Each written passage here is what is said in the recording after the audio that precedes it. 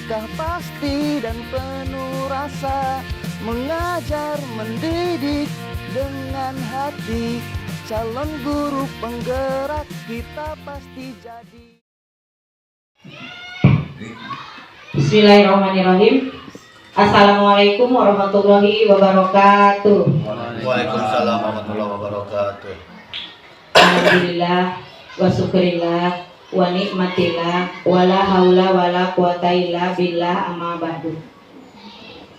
Yang saya hormati Bapak-bapak, Ibu-ibu yang pada hari ini hadir untuk melaksanakan kegiatan CGP atas nama Pak Muhammad Ramli Yahya.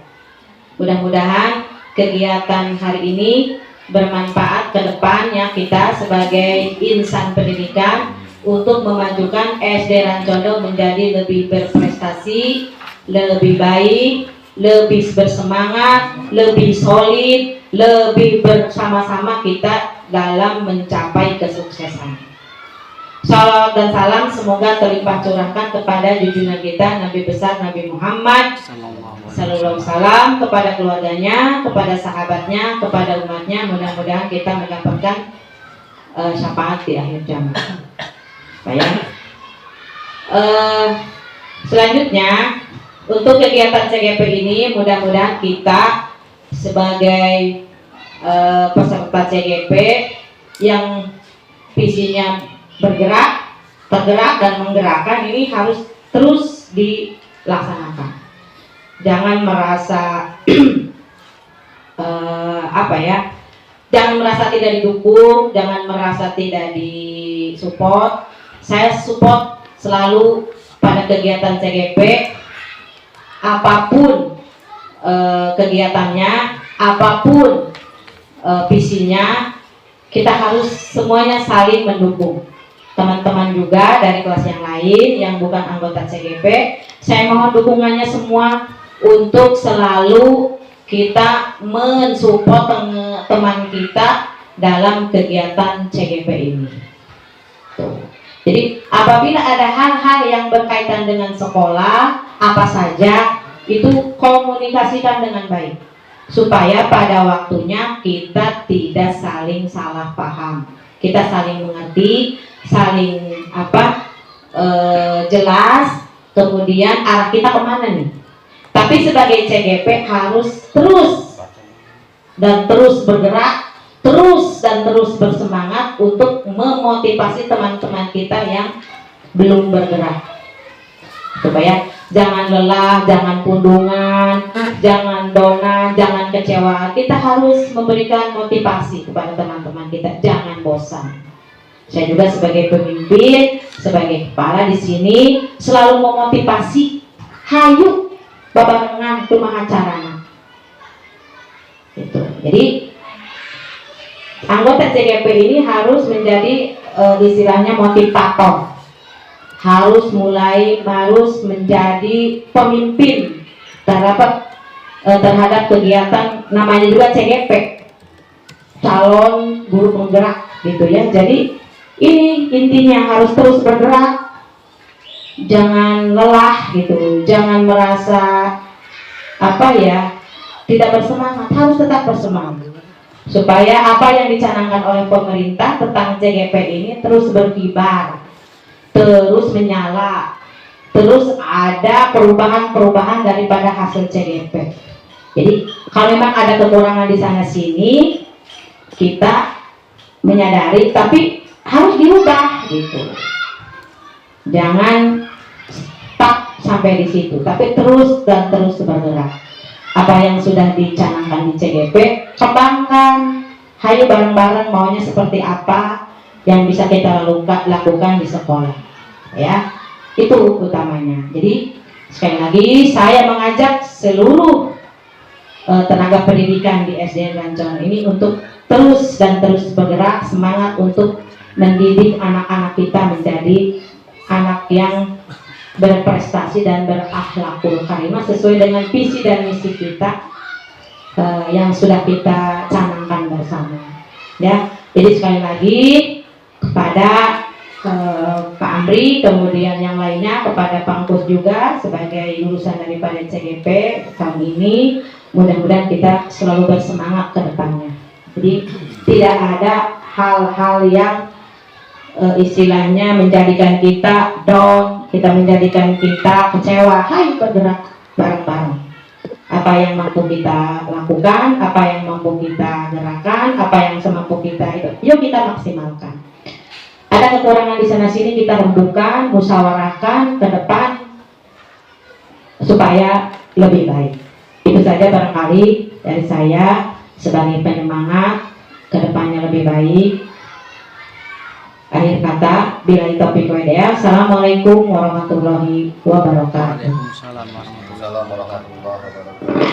Waalaikumsalam warahmatullahi wabarakatuh. Terima kasih kepada Kepala UPTS dan Contoh yang telah membuka forum diskusi ini, di mana saya akan membahas tentang diseminasi budaya positif di UPTS dan Contoh. Sebelumnya puji syukur kepada Allah Subhanahu Wa Taala yang mana telah memberikan kita nikmat-nikmat Islam, serta kita masih bisa melakukan kewajiban kita sebagai tenaga pendidik di UPTS dan Contoh. Salawat serta salam marilah kita panjatkan kepada Habibina wa Sabina wa Maulana Muhammad Sallallahu Alaihi Wasallam beserta keluarga, sahabat serta kita sebagai umatnya diberikan syurga yaumil akhir. Amin amin ya rabbal alamin. Dan saya hormati Kepala UPTS dan Contoh yang tadi sudah membuka dan mendukung program saya sebagai calon guru bergerak, yang mana tidak bisa saya ucapkan terima kasih Bu ya, terima kasih Ibu telah memotivasi saya, menyemangati saya, dan juga rekan-rekan sejawat yang hari ini mensupport pikiran berbeda dengan saya, berdiskusi dengan saya maupun di luar sekolah ya, seperti itu. Baik Bapak Ibu, sebelumnya saya mohon maaf mengganggu aktivitas istirahatnya, aktivitas Bapak Ibu setelah tadi mengajar anak-anak.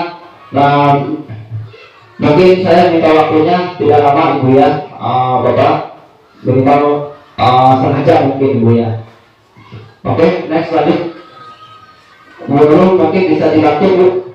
Ya.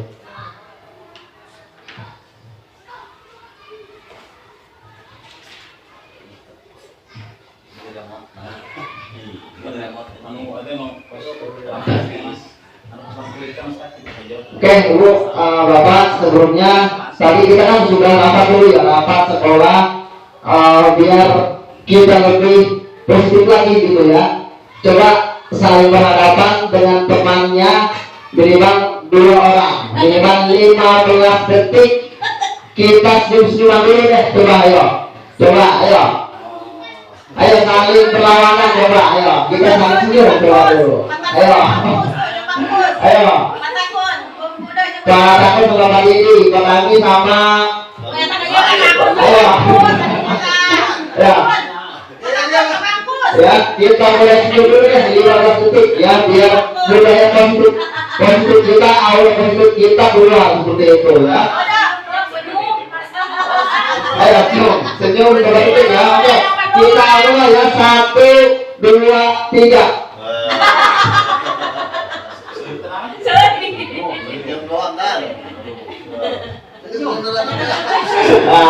Oke, itu dia Bapak Ibu ya. Jadi biar semangat, biar aura positifnya kita keluar gitu, jangan tegang gitu ya. Oke, next. Ya, terus. Oke, Bapak Ibu, sebelumnya karena kita ini budaya positif ya, kita sepakat dulu nih kesepakatan forum diseminasi yang harus kita sepakati dalam diskusi ini. Kira-kira apa saja? Ini saya sudah mencoba menghargai siapapun, menjadi pendengar yang baik. Nah, apakah Bapak Ibu punya inisiatifnya? Kira-kira kalau diskusi kita nih, kesepakatan kita harus apa? Ini Pak, yang pertama dulu masukannya. Bismillahirrahmanirrahim.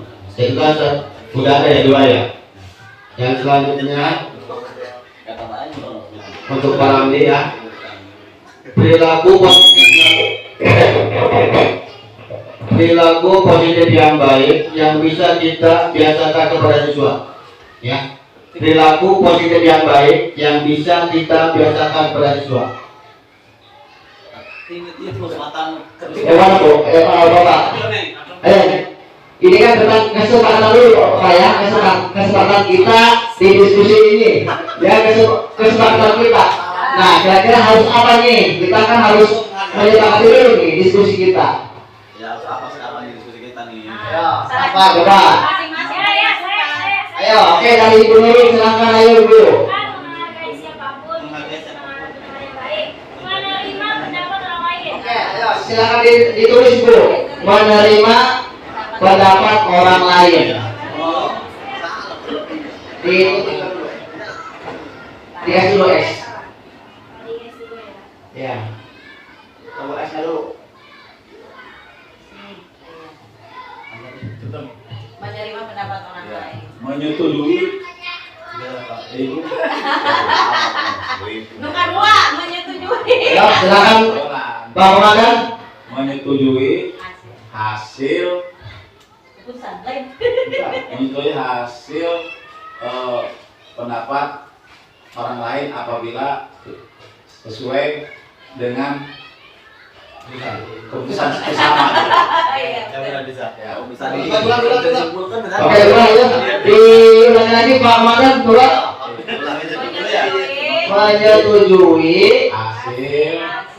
Menyetujui hasil pendapat orang lain. Oke. apabila semua menyetujui. Ya, apabila semua menyetujui Atau sepakat. atau sepakat. Oke, mungkin dari yang lain Pak Dede sebagai guru olahraga nih, ayo coba.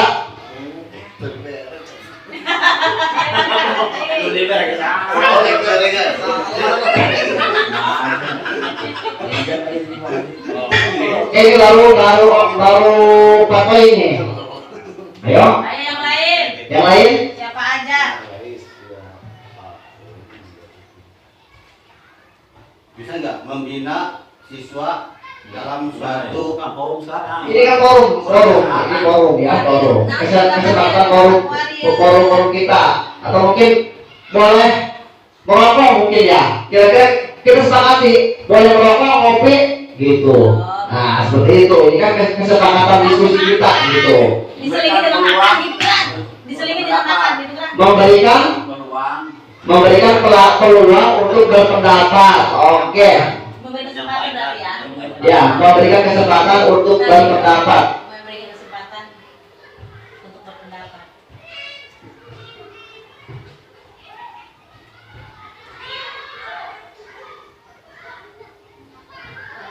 Oke, lanjut. Sudah cukup mungkin Bapak Ibu? Cukup ya? Nah, Berarti ya? Satu. berarti ini ada berapa poin? 4, 5, 6. Ada 6 poin ya. Oh, oke, ada 5 poin ya yang harus kita sepakati dalam forum desiminasi ini. Oke, lanjut next.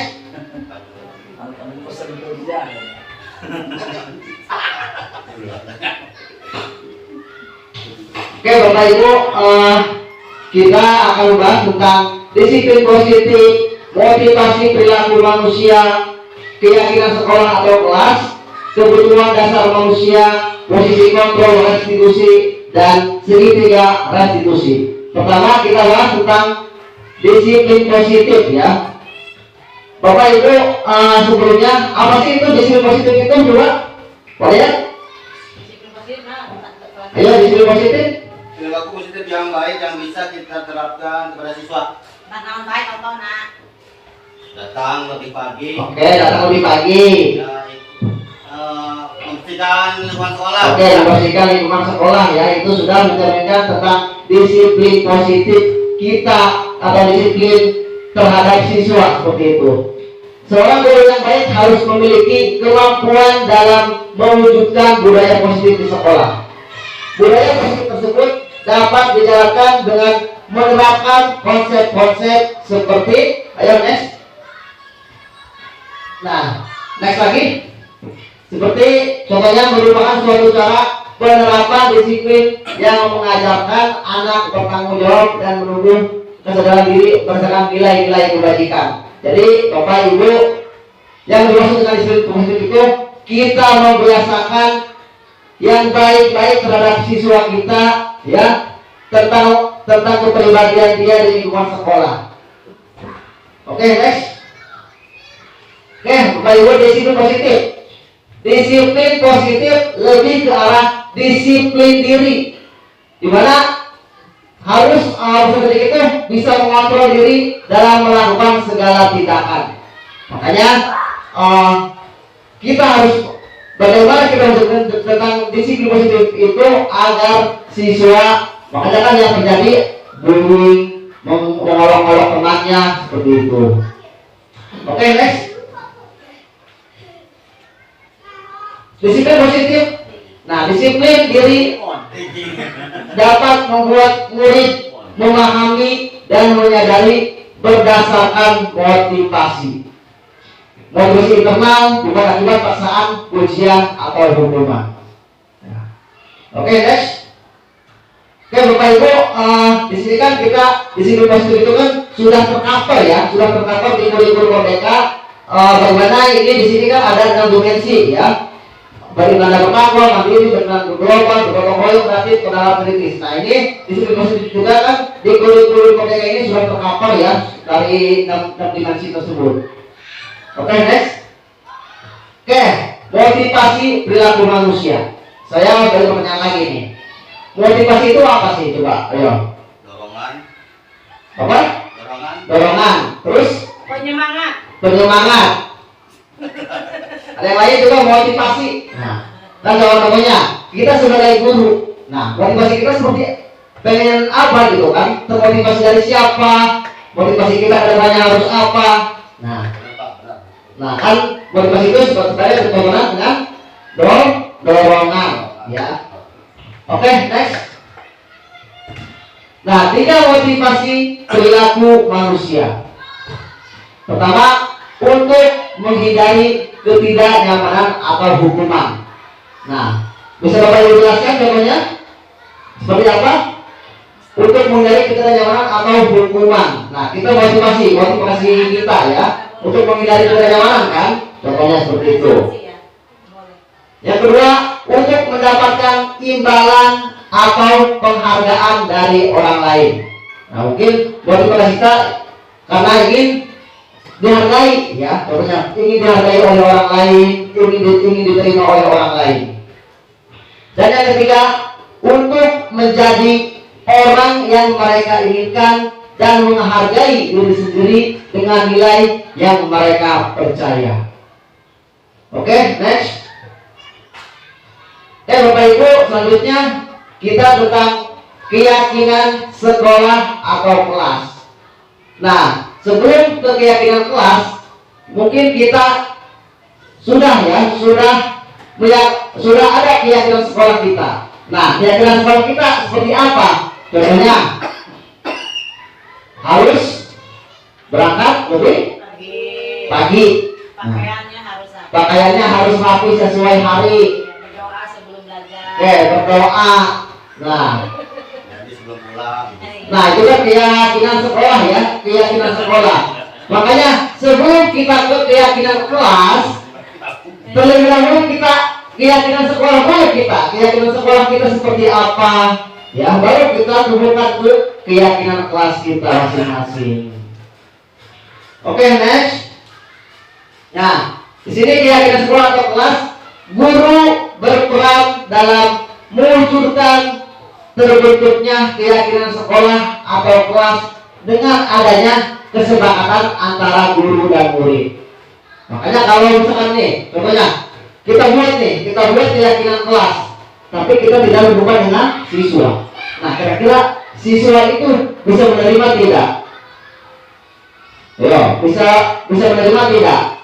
Menerima tapi Harus tidak direncanakan sesuai dulu. dengan keinginan. Nah, seperti itu. Contohnya misalkan ada siswa kita yang hobinya makan di kelas, tapi pas waktu kita buat keyakinan kelas tanpa kita rugi dengan siswa tersebut, nah kira-kira bisa menerima tidak? Mungkin siswa bisa menerima, tapi kan di hati mereka kan, nah awalnya misalkan contohnya guru yang ngajarnya dia itu kan boleh-boleh aja, tapi pas waktu guru yang lain membuat kesempatan kelas, kok ada kesempatan seperti itu gitu ya. Makanya keyakinan kelas kita perlu merembungkan antara kita guru dengan siswa atau murid. Oke, next. Nah, selanjutnya keyakinan sekolah atau kelas berupaya pernyataan universal yang mudah diingat dan dipahami dan harus diterapkan di lingkungan sekolah. Maksudnya keyakinan sekolah berupa pernyataan universal yang mudah diingat dan dipahami dan harus diterapkan di lingkungan sekolah. Contohnya misalkan kita buat dulu nih, apa kalimat yang baik dulu. Contohnya misalkan menghargai orang lain. Nah itu kan kalimat positif. Contohnya kalau misalkan kalimat tidak positif, tidak boleh mengganggu teman. Nah mungkin kan di pertanyaan siswa itu tidak boleh. Kan bertanya kan. Contohnya kita seperti ini, dilarang membuang sampah. Nah, kalimat dilarang. Nah kan mungkin saja akan dilakukan seperti itu. Nah itu kan contoh kalimat tidak positif seperti itu ya. Oke, next. Oke, ini Bapak Ibu kemarin sebelum ini kan sudah saya buka tentang keyakinan kelas atau kesempatan kelas di kelas saya pribadi di kelas 5A. Ini ada menghormati sesama, menghargai guru, menjaga kebersihan, tidak makan di kelas, melepas sepatu saat di kelas, bersikap jujur, bekerja sama, disiplin waktu, dan berbicara dengan sopan. Ini kemarin sudah saya sepakati antara saya sebagai guru dengan siswa di kelas 5A. Nah, keyakinan kelas, setiap anggota kelas perlu belajar, senang, melakukan tugas, saling menghargai, dan merasa aman. Selanjutnya selalu bersikap positif, senantiasa menjadi diri terbaik, percaya dan menghormati orang, dan serta berperilaku sopan, berkomitmen terhadap setiap tugas, senantiasa membantu. Nah, kalau misalnya ada hormatnya, kami meyakini ini sangat penting untuk menyadarkan semua orang dan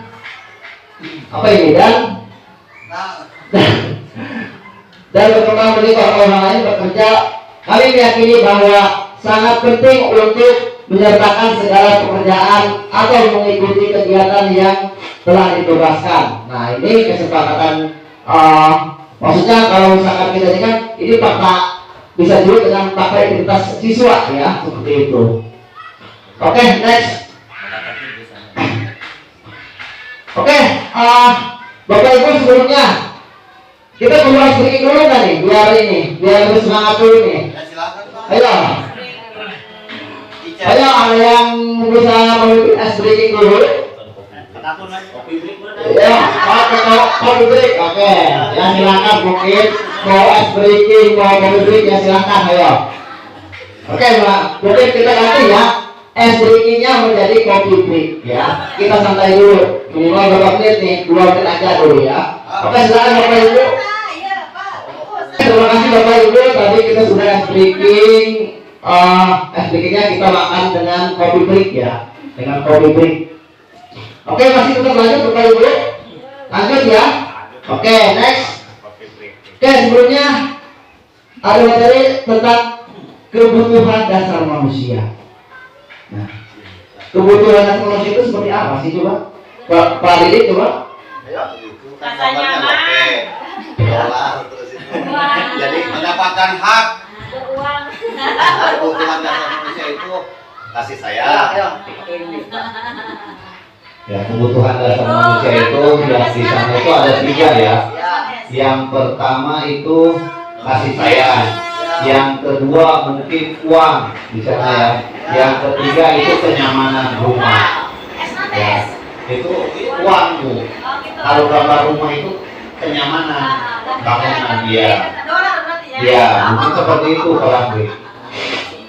Oke, mantap. Tepuk tangan dulu dong buat Pak Didi, tepuk tangan dulu ya, tepuk tangan dulu. Oke, mungkin ada yang lain, Pak Dayat? Cukup ya. Nah, mungkin ya betul kata Pak Didi ini kan kebutuhan dasar manusia itu kita pertama kasih sayang ya, kasih sayang. Yang kedua itu kebutuhan kita ya, kebutuhan kita. Nah, selanjutnya kan itu ada rumah atau kenyamanan ya. Nah itu tentang kebutuhan dasar manusia. Kalau misalkan kita contohnya tidak ada rasa sayang, contohnya misalkan pada ayat tidak disayang oleh istri pada ayat. Nah, kira-kira nih kebutuhannya tidak terpenuhi bagaimana coba pada ayat kalau misalkan seseorang itu tidak disayang? Nah, liar mungkin ya. Ya, bisa kawin dari. Oke, next. Oke, ketika seorang murid melakukan suatu perbuatan yang bertentangan dengan nilai-nilai kebajikan atau melanggar, sebenarnya dikatakan mereka gagal memenuhi kebutuhan dasar manusia. Nah, Bapak Ibu, sebelum kita langsung ke materi ini, makanya kebutuhan dasar manusia. Nah, contohnya kita mendidik siswa, pasti siswa juga mempunyai kebutuhan dasar. Nah, oke, selanjutnya. Nah, kebutuhan dasar manusia yang tadi bertahan hidup, kasih sayang dan rasa diterima, penguasaan, kebebasan dan kesenangan. Oke, contohnya bertahan hidup, mungkin makan, ya makan minum. Nah itu sudah pokok utama manusia. Kasih sayang dan rasa diterima, nah merasa ingin dihargai seperti itu, penguasaan, kebebasan dan kesenangan. Nah ini pokok-pokok tentang kebutuhan dasar manusia. Oke, next. Nah di sini Bapak Ibu saya sudah inikan tentang studi kasus. Nah nanti Bapak Ibu kira-kira kita lakukan bareng-bareng ya seperti ini. Contohnya studi kasus. Ibu Nurul, guru wali kelas 1 SD Condong, sedang bingung menghadapi ulas salah satu murid di kelasnya. Jikri namanya. Nah, ini contoh ya Bapak Ibu ya. Beberapa anak telah mengeluhkan Jikri yang seringkali meminta bekal sarapan mereka dalam paksa. Jika Anda menghadapi situasi seperti ini dulu, apa yang akan Anda lakukan? Ayo, coba. Yang terpenting tidak boleh menghardik, tidak boleh menghukum anak. Ayo, coba. Kira-kira apa yang Bapak Ibu yang harus Ibu lakukan? Mungkin berbicara dengan orang tuanya. Ya, Kita bawa. Mungkin seperti ini ya. Mungkin kita berbicara dengan orang tua Jikri tersebut. Ya. Kita tanya, kenapa Jikri yang lain bawa sarapan, Jikri nggak bawa? Kenapa? Itu alasan pertama. Yang kedua,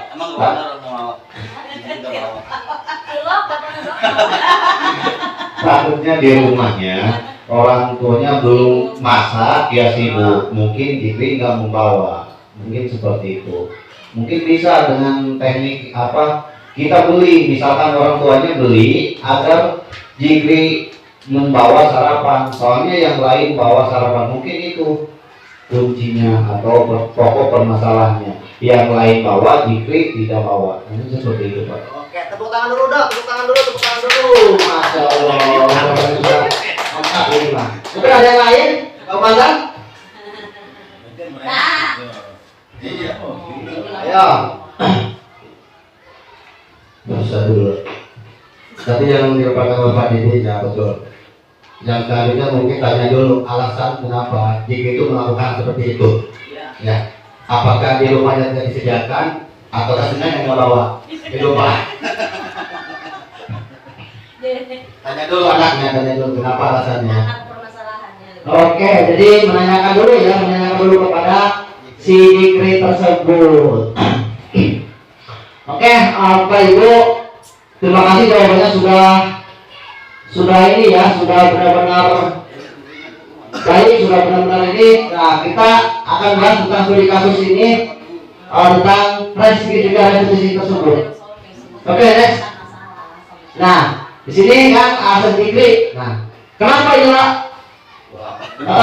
ia kerja seperti itu gitu kan. Ya mungkin karena dia lapar dan orang tuanya tidak membawakannya bekal makan ya, apa yang Pak Didi bilang. Maka kebutuhan dasar yang selalu bisa dipenuhi oleh Zikri tersebut adalah kebutuhan untuk bertahan hidup. Nah, iya, mungkin si Zikri ini lapar, mungkin karena tidak punya uang. Oh Ya, tidak ada jajan, mungkin ibunya sibuk atau misalkan ibunya janda mungkin ya seperti itu. Terus pekerja kayak gini jadi si Zikri ini tidak terurus seperti itu mungkin ya. Ya gitu. Oke, next. Nah, alasan kedua ya, karena dia merasa senang karena dia merasa senang tuannya jadi memperhatikan dia. Nah, mungkin kan kesenangan dia kan gitu kan. Nah, ketika temannya melakukan tindakannya itu pada gurunya dan gurunya memberitahu orang tuanya sehingga orang tuanya jadi memperhatikan dia. Nah, maka kebutuhan dasar yang sudah dipenuhi Zikri adalah kebutuhan akan kasih sayang dan rasa diterima.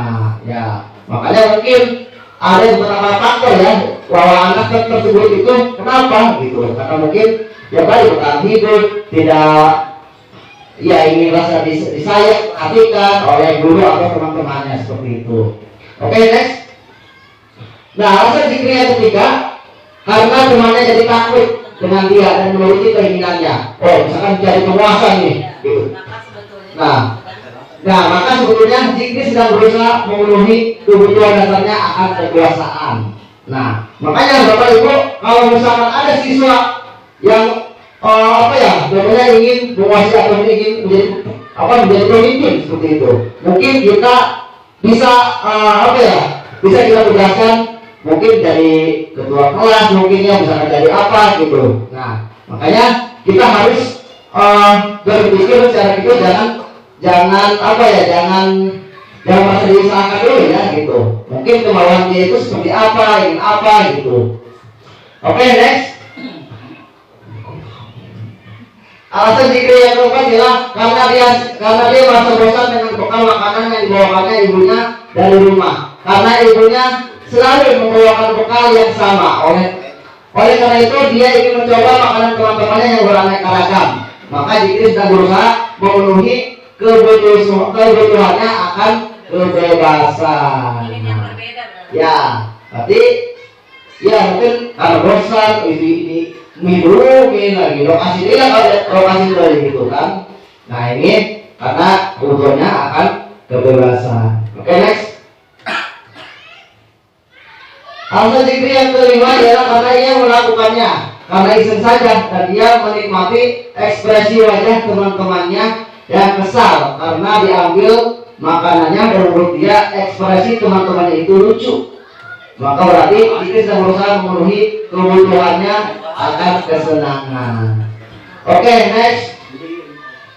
Oke, Bapak Ibu, tadi kan kita sudah membahas tentang studi kasus ya.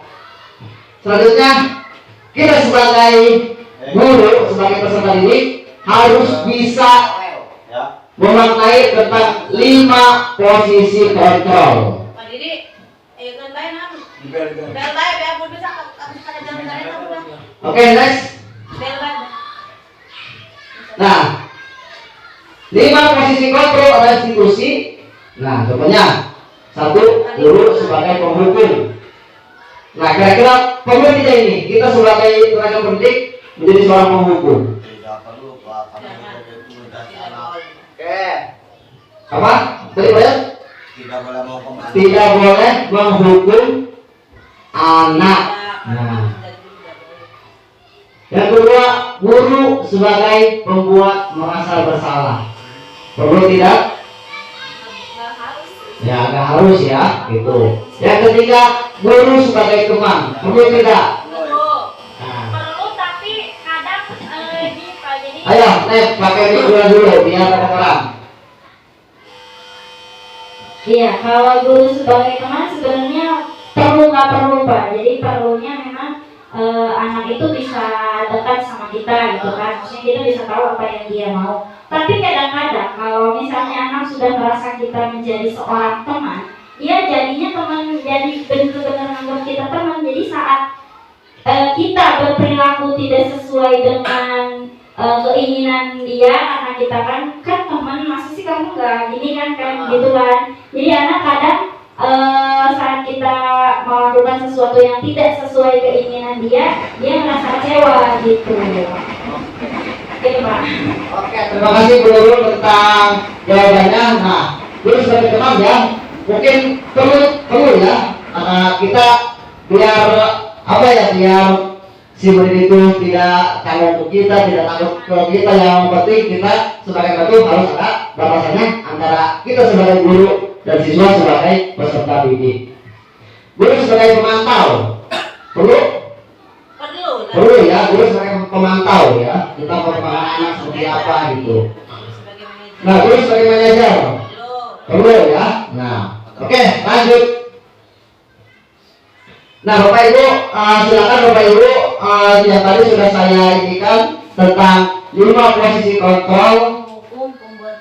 Nah, contohnya kan ada identitas gagal, identitas berhasil, sukses, identitas berhasil, atau kontrol diri ya. Sini kan ada penghukum, pembuat rasa bersalah, teman, pemantau, manajer. Nah, ini sudah saya buatkan tentang bagaimana kalimat-kalimat kita pada menghadapi anak yang tidak sesuai dengan keinginan kita, seperti itu, atau mengangkat disiplin budaya positif.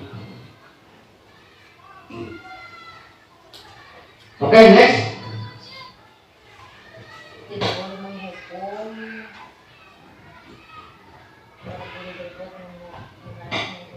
Oke, selanjutnya posisi kontrol restitusi.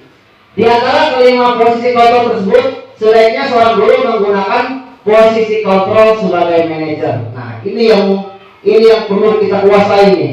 Guru sebagai manajer. Ya, bukan di perusahaan-perusahaan saja yang ada manajernya, tapi kita juga sebagai guru harus bisa menguasai apa itu tentang manajer atau memanage kita sebagai guru atau peserta didik. Oke, next. Nah, posisi kontrol restitusi. Sebagai manajer, guru dapat berbuat sesuatu bersama murid, mempersilahkan murid, bertanggung jawab dan mendukung murid agar dapat menemukan solusi. Nah, makanya kalau misalkan ada anak yang salah hari ini, kita jangan dulu menghukum ya. Kita cari tahu dulu. Oke, next. Posisi kontrol restitusi. Selain itu, posisi manajer mengacu pada restitusi yang dapat menjadikan murid sebagai manajer bagi dirinya sendiri, sehingga dapat tercipta identitas positif pada diri murid. Next. Oke, Bapak Ibu, sebelumnya Bapak Ibu sudah mulai maksudnya sudah mendengar istilah restitusi? Pernah. Apa coba? Topik PMM. Oke, mantap. Di topik PMM ya. Nah, ada ya. Karena di dalam itu sudah lengkap ya. Terus jadi nanya. Ayo pakai mic-nya, ayo. Ya. Jadi kalau ini, jadi pertama nanya dulu ke siswanya tentang kesalahan, terus nanti nanya dulu, terus cari solusi, nanti maksudnya ini positif gitu pokoknya lupa. Oke, tepuk tangan lagi dong sama Bu dulu. Ya, tepuk tangan lagi. Nah, ini salah satu contoh yang tadi buka PMM ya. Oke, nanti kita jelaskan bareng-bareng ya. Ayo next. Nah, tahapan dalam segitiga restitusi yang pertama menstabilkan identitas, validasi tindakan yang salah, dan menanyakan keyakinan. Makanya di ini digambarkan tentang segitiga restitusi. Oke, lanjut next. Ya? Jadi segitiga biru. Segitiga biru tepung ya dari itu. Kita mau, iya kita mau beda dulu. Segitiga biru maka Oke, lanjut next. Nah, pertama ya, menstabilkan identitas. Menstabilkan identitas dilakukan berdasarkan prinsip bahwa menulis kesalahan adalah bagian dari proses pembelajaran. yang nantinya akan menggeser identitas gagal ke arah identitas sukses. Nah, jadi kalau misalkan ada siswa kita, kalau misalkan kamu udah salah, udah ini, udah nggak dong. Nah, kita jangan dulu menanyakan seperti itu, ya. Pertama, kenapa gitu kan? Yang membuat ini, yang penting si siswa itu tidak merasa dia gagal. Oke, next. Berbuat salah itu hal yang manusiawi, tidak. Nah, jadi kita yakinkan kepada siswa itu, gak apa-apa, karena sudah manusia. Nah, seperti itu ya. Manusia yang sempurna, kita pasti bisa menyelesaikan permasalahan ini. Tidak tertarik untuk mencari tahu siapa yang benar, siapa yang salah. Nah, jadi tidak arti oh sini salah, di sini benar, ya. Menyalahkan dirimu sendiri terus. Apakah kamu bersikap baik pada dirimu sendiri? Nah, mungkin bisa kita menanyakan seperti itu ya. Oke, next.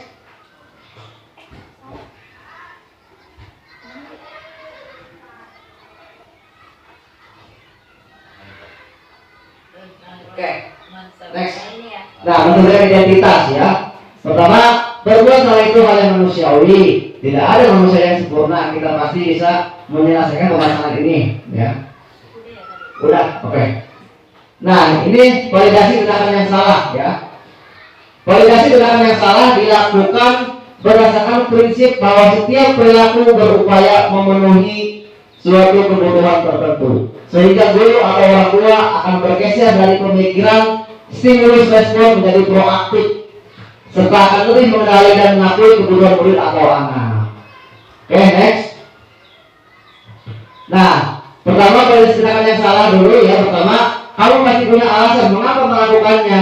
Nah, kita tanyakan, nah, apa yang penting bagi kamu? Nah, kamu boleh tetap berusaha menjaga sikap itu, tapi tambahkan sikap yang lain atau yang baru. Maukah kamu belajar cara lain untuk mendapatkan yang kamu butuhkan tanpa harus memukul? Oke, next. Nah, selanjutnya, nah kalau kita tadi memberikan identitas tindakan yang salah, baru kita menanyakan tentang keyakinan. Nah, keyakinan ini contohnya seperti si anak ini berjanji kepada kita tidak akan mengulangi perbuatannya seperti itu. Jadi menanyakan keyakinan dilakukan dengan memberi pertanyaan-pertanyaan bermakna kepada murid atau anak untuk memunculkan motivasi secara intrik sehingga mampu mengaitkan keyakinannya dengan tindakan yang salah. Oke, next. Apa nilai yang kita percaya di sekolah kita? Nilai apa yang telah kita sepakati? Kelas yang ideal itu seperti apa sih? Nah, kamu ingin jadi anak seperti apa? Apa yang akan kamu rasakan ketika kamu melakukan itu? Kamu menjadi orang yang seperti apa? Nah, kita menanyakan keyakinan ini biar si anak itu tidak akan mengulangi perbuatannya. Oke, next.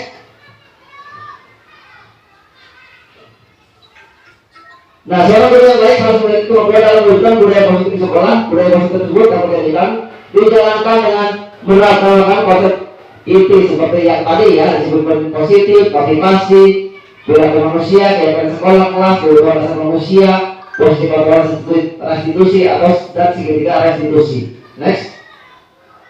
Oke, Bapak Ibu, mungkin Bapak Ibu ini ada tayangan tentang video ilustrasi segitiga restitusi belum ya?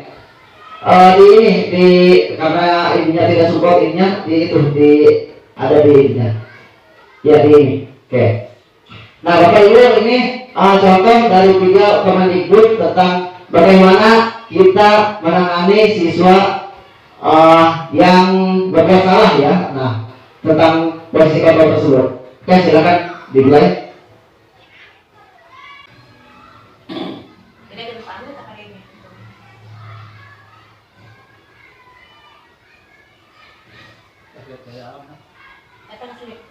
Yang sudah lama nggak ketemu Sarah? Kenapa hari ini di sini? Kesel Pak, kesel banget. Masa aku dikatain tukang fitnah Pak? Ya aku marah lah. Aku balik nyatain Eka di depan kelas. Kesel banget. Oh begitu. Ya pasti kamu marah dan kesal. Bapak juga akan marah apabila ada yang menuduh Bapak seperti itu.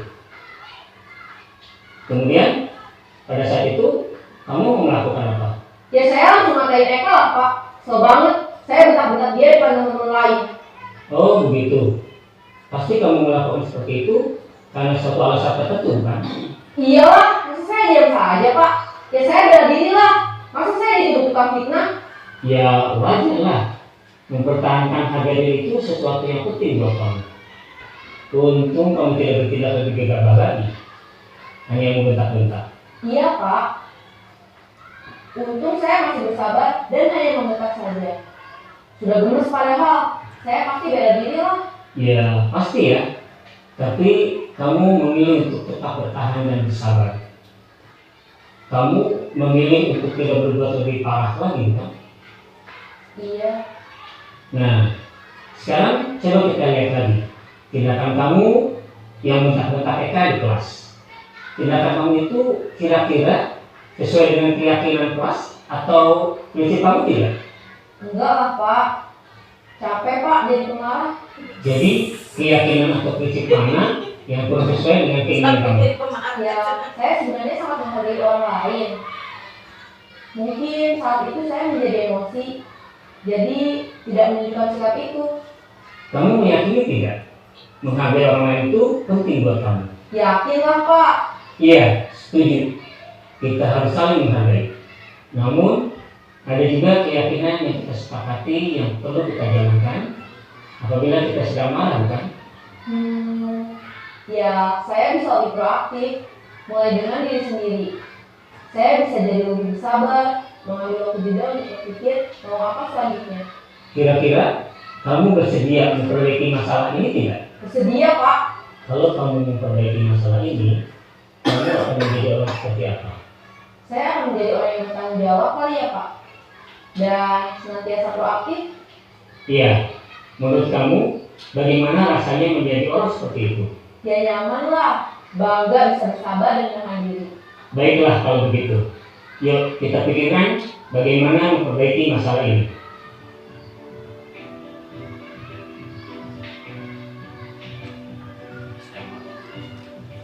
Ibu dan Bapak guru hebat.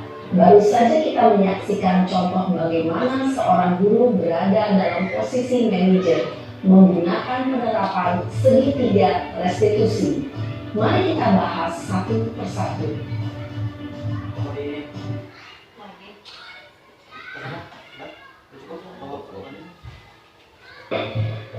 Oke, Bapak Ibu, ada yang ingin lainnya?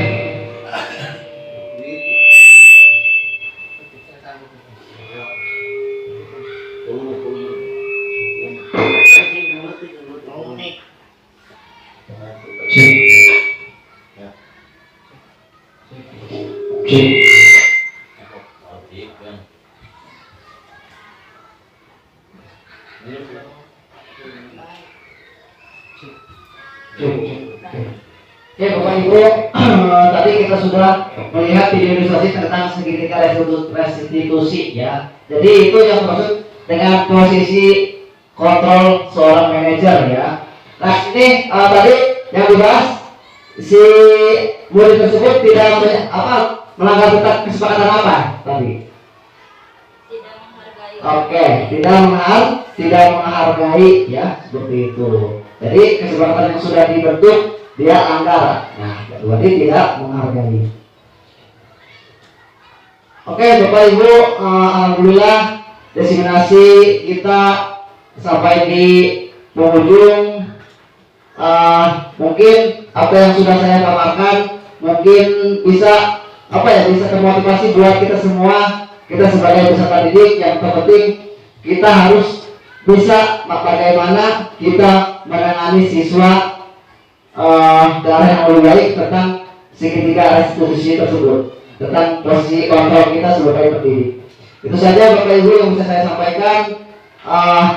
Semoga materi budaya positif ini dapat menginspirasi agar kata semoga bergerak, lekas bergerak dan mari menggerakkan. Terima kasih. Wassalamualaikum warahmatullahi wabarakatuh.